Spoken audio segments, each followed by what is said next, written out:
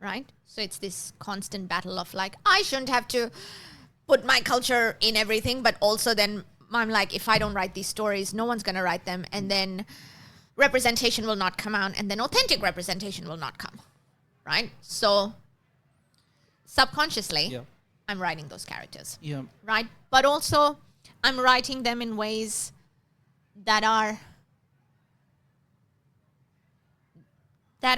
not specific and broad enough to have those representations. And then there's a matter of authentic casting. It's like when you write a character that is that specific,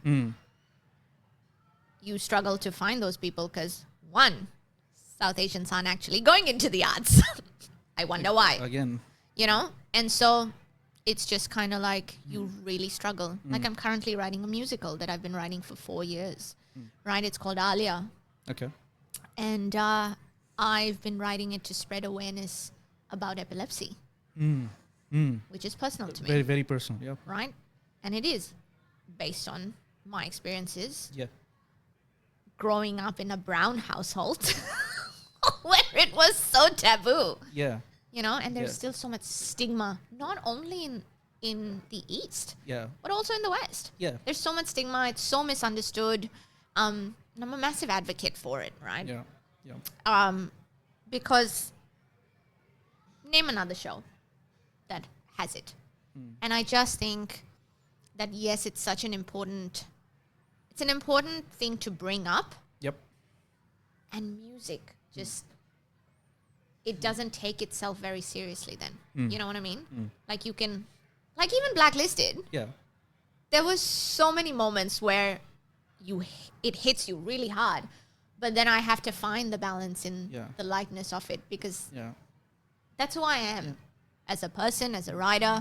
You know, I'm really trying to find my voice.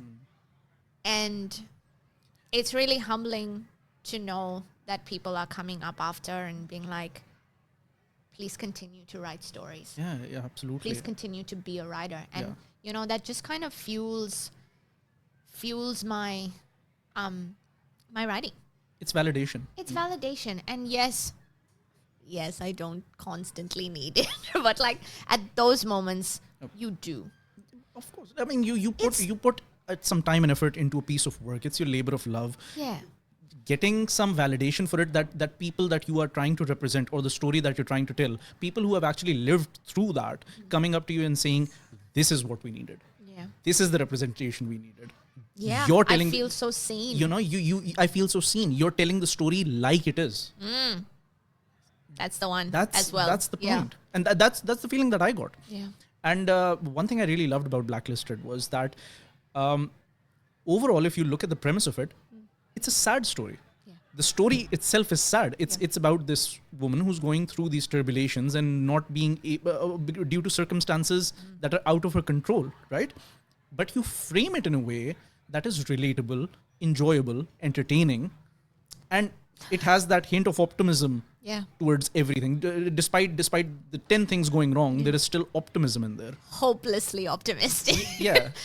So many people are like, I don't know how you are this hopelessly optimistic. Yeah. And I'm like, you have to understand that I don't have a choice. Right? I do not have a choice. Yep. Life has just been throwing curveballs at me since as long as I can remember. Yep. Right? It's been throwing real weird shit at me constantly. And I'm just kind of like so used to it. I'm like, oh, cool. Yeah. And so anytime my life starts going right, I'm like, just waiting for the other shoe to drop. I'm like, it's coming. Yeah. And everyone's just like, why would you put that out into the universe? I'm like, believe me. It's coming. It's coming and I'm prepared. Yeah. This is what prepares me, right? Yep. Knowing that whatever happens and whatever shitty things life throws at me, I'm like, cool. Yeah. Here's another curveball. And I'm like, cool. In that moment, you either deal with it, you crumble and like fully crumble, which has happened. And it's fine. It's human. It's human. Right? You crumble and you cry and you're just kind of like, ugh, I feel like I want to give up everything. And then you're like, nope, up you go. And keep going. But that's also our upbringing. It is. It's our upbringing. It's in the South Asian upbringing where competition is fierce. Not only that, I don't know about your parents, but my mom was tough love. Yep. My mom was very tough love. Yeah. I love you, Mom. I do love her. She's my biggest fan. Yeah. And bless my parents, they have supported me to no end. I would not be here without them. I absolutely love and adore my parents, and we've had our differences. We've really had our differences, but at the end of the day, they are my family. Yep. And they've never outrightly said no to anything that I have wanted to do. They're like, okay, I guess this is off you go. Yeah, if that makes and you you happy. know, it's, I guess, with my health that wasn't well after I finished A-levels, I just kind of fell into a little bit of a depressive state after A-levels because I couldn't get out Canada.